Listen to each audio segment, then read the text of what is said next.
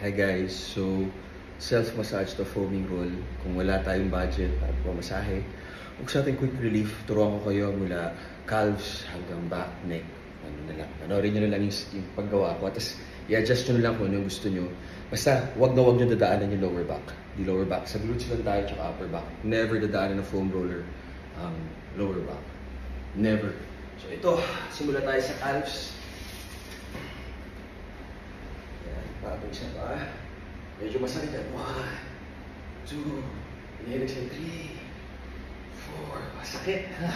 5, 6, 9. Sakit. Misty. Kabila naman. Kung di nyo kaya single leg, sabayin nyo ng gano'n. 3. Iba rin siya para ano pang masahe ko. 6.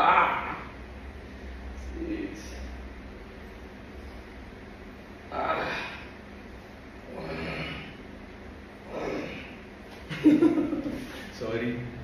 So, ito naman sa abs.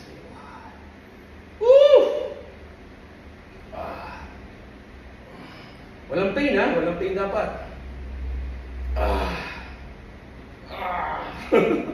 Sorry.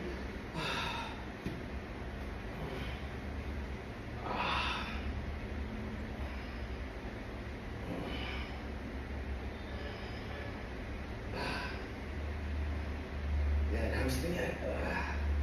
Ito naman, glutes. Puwet.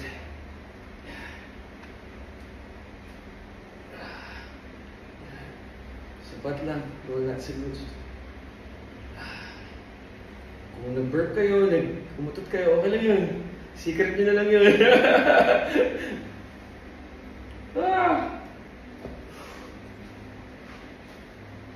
Sa experience ko sa foam roller, huwag nyo gagawin na topless kayo or pawis o madulas kasi tatalsik kayo, ma-aksidente kayo. Ginawa ko na yun. Kaya ako na lang yung umpog.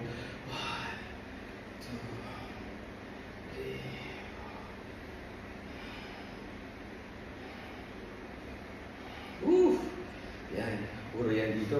Ngayon naman upper back. Upper back ha, hindi lower back. Yan sa taas.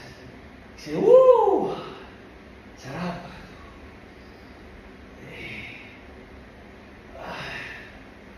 7.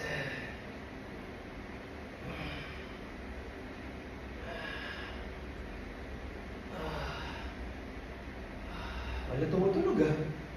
Ganun, usually may natunog eh. Dito naman sa side kanan ng konti.